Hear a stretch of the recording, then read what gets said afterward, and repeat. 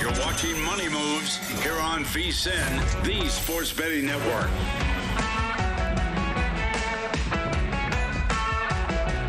Welcome back into Money Moves. No Stormy Buonantony. I know you miss her. She's on a plane right now, heading out to Ames as she is getting ready to call, or he's on the sideline. Let's call the Iowa State and Arizona game. I don't know why I keep wanting to go Iowa City. I don't know what's going on in my brain right now. It's a Friday, and you know what it is? I got football in the mind. Man City, right? You know, that whole thing. I'm a big football guy now. Let's head out to the Progressive guest line and welcome in our next guest. Also, a man who is all about the footy, and we can get to the weekend preview as well here. Chris Vasili is with us, covers.com. Thanks for the time, as usual. You've been a stalwart, dare I say, in these Friday spots. So let's get right to it as we have a lot to get to, Chris, at MC_Silly3 up on X. Let's start with the Premier League this weekend. Pretty good weekend of games, including, as I have claimed them, my team, the Chelsea. I keep going the Chelsea. Chelsea in a big spot here. Chelsea has not played particularly well by their own standards, especially in EPL play, but they do have an opportunity this coming weekend against Brighton and Hove. What do we make of this spot against Chelsea? Yeah, JVT, we're going to roll with Chelsea on the money line at -125. I think one of my favorite things about sports betting in general is that you can happily fade a team 1 week and then turn around and back them 7 days later, and there's going to be no backlash in terms of what are you doing. Both these teams come into this game on Saturday. They were in EFL Cup action on Tuesday, both winners, but both had squads that were kind of severely rotated squads. So they're both fresh coming into this game. Chelsea's desire to get back in the win column after that, kind of debacle against Man United last week. Mm-hmm. They had a red card after the 5th minute, so they were kind of chasing shadows, playing down 11v10 for the duration of that game. Even with those 2 goals conceded against Man United, they've only given up 5 goals through the first 5 matches, so they're defensively stout. And they only have they have the second best attack behind just Liverpool with 10 goals scored. A home date against Brighton should be just kind of what the doctor had ordered. The Seagulls have a penchant for coughing up goals. They blew a 2-0 lead last week to Tottenham and have given up 2 goals in back-to-back games. So I look for Chelsea's attack to kind of take the onus and go out and deliver a good performance for their fans. And if you want to get a little cute, their shot on target market is sitting at 5.5. I think this is a little low, so you're going to pair Chelsea money line with them to go over 5.5 shots on target. That odds are -110. I think Chelsea are good for an offensive outburst here. They're averaging over 4.2 shots per game this year. So we're going to take Chelsea money line and them to go over their shots on target. All right, I like it. By the way, that Man U team, they're kind of entering a somewhat soft portion of the schedule. I know they have Liverpool mixed in there, but are we about to see them climb up the table here? You get Sunderland, Brighton, Nottingham Forest as well, and mixed into these next 4 games or so. And obviously this weekend, Brentford. Could this be one where we actually start to see Man U rip off some wins? You would like to think so. I mean, they have the players. They have that, that motivational boost last week with a win against a good team in Chelsea. Very winnable fixtures coming up over the next, 2-3 weeks. So it could happen for them. Obviously, they kind of tend to shoot themselves in the foot time and time again. But the schedule does lend itself to, racking up the wins. All right, let's get to some other plays you have here. Again, Chris Vasili with us from covers.com. Let's take a look at Everton and West Ham. What do you got here in this matchup? Total play, I think. Yeah, we're going to go under 9.5 shots on target at -138. There was a bit of a debate going on gambling Twitter earlier in the week of who's the worst person to watch a game with, the guy who bets the under and roots for absolutely nothing to happen, or one that just won't stop yapping about his fantasy team or his player prop.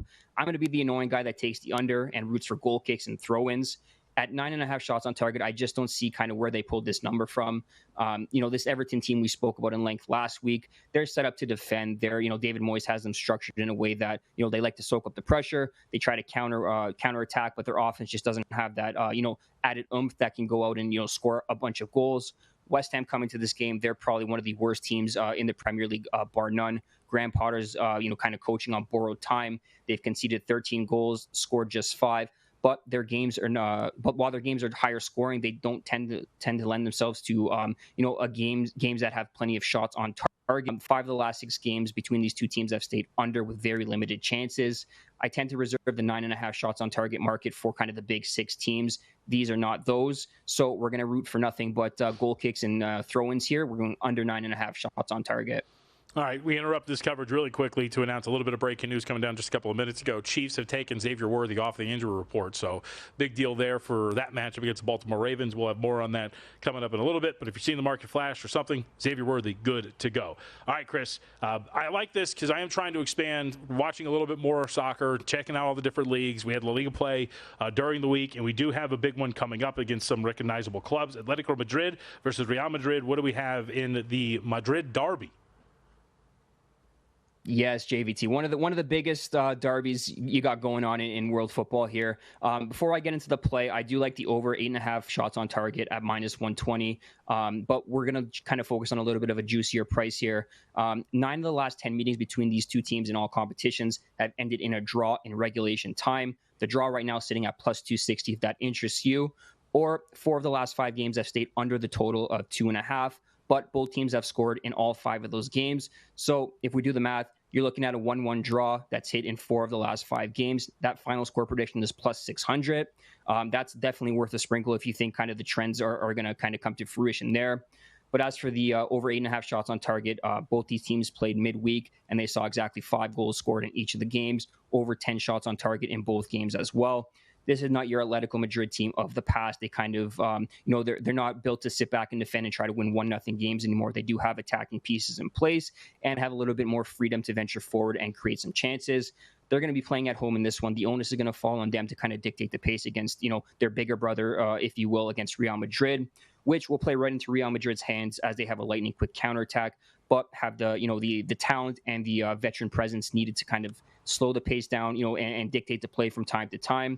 I'm fully expecting a game that has plenty of chances, but over 8.5 shots on target, -120, that's a great play. Predicting the final scoreline 1-1 at +600, that's some tremendous value as well. All right, let's get stateside here. College football, a great weekend with a lot of intriguing contests. We'll start in the Big Ten. Ohio State and Washington. I had noted when we talked about this earlier, and our buddy Will Hill has a play on the total here. Didn't talk much about the side. Washington seems to be a popular play. What do you make of this? Are you on the Huskies? Yes, JVT on the Huskies for sure. I got it open at 9.5 on Monday. That's when I kind of pulled the trigger with them. It's kind of gone down a little bit. Now it's kind of back up to 9.5, depending on the book. I think there's something to be said about Ohio State playing their first, true road game of the season in Week 5 of the season, and it has to be across the country in Washington, a tough venue to play where Washington has won 22 straight home games. Sure, you can beat up on Ohio and Grambling States of the world and go 1-1 ATS. Week 1 win against Texas is kind of taken with a grain of salt, but I think this is going to be a true test of their abilities. If you look at Washington, this team is no slouch. This team is a top 10 team in total yards and rushing yards. They're second in points per game at 55.7. Obviously, you're going to say who have they played? But, putting up those numbers is no small feat. They're tops in third downs at converting at a crazy 75% clip. Pretty unheard of considering, we're just kind of 3 games into the season. The biggest factor for me here, defensively, Washington's ability to hang tough on the defensive side of the ball. This team allows just 33% conversions on third down and is one that is sub 5 yards per play on defense. They have the secondary capable of kind of slowing down Jeremiah Smith. Obviously, he's tough to completely shut down. He's going to get his, but they do have a front that could pressure, the Ohio State offensive line, pressure a true freshman quarterback in Julian Sain and force him into some costly mistakes. So when 2 good teams kind of square off, I tend to look to, find reasons to back the underdog at 9.5 points here is where I got it at. I think that's, way too many points. So we'll go with the Huskies and, a small sprinkle on the money line as well. All right. Oregon and Penn State. Can't wait to hear your thoughts on what we're going to have here because if you look at this matchup, there's been a lot of conflicting opinions. I think we have a show bet on this. I'm on Penn State. Stormy's got Oregon, but where are you at? Yeah, we're rolling with Oregon. We're taking Stormy's side for this week. Obviously, the elephant in the room, you've heard it all week long, James Franklin's inability to win the big one. 4-20 against top 10 teams, 1-5 against top 5 teams. While Oregon doesn't exactly fit into the top 5, they're ranked number 6. They are every bit the part of national title contender. As a diehard Toronto Maple Leaf fan, lifelong fan, I know the definition of insanity pretty well. I'm well versed in that. Or Penn State batters, they're probably on that borderline, of figuring out that what's going on with James Franklin in big games. But from an X's and O perspective, obviously the Ducks come into this game, with a top 12 offense, top 7 scoring offense, averaging 50 points per game. They're a perfect 100% in the red zone through 4 weeks. And yes, this is going to be the best defense they've faced all season long, but they're converting nearly 60% of their third downs. So to Penn State, they're going to be in trouble trying to get them off the field. Meanwhile, on Penn State's side of the ball, their offense nearly hasn't been as sharp. I heard some, you guys talk with Will Hill about, have they kind of held some things back in the playbook? Sure, but you still got to go out and convert against these inferior opposition. They're only converting 38% of third down this year. Oregon is the best defense they'll face all year. If we throw in the fact that Oregon is producing chunk plays in an elite level, they have 31 plays of 20 this season. I don't think Penn State's going to be able to keep up with that. So at the end of the day, I trust Dan Lanning a hell of a lot more than I do James Franklin. Give me the Ducks plus the points and a sprinkle on the money line as well. Chris, appreciate it. We're up against it. Thank you very much. Good luck this weekend. We'll come back. Zach Cohen is going to join us next, get his thoughts on the impending weekend of football as well.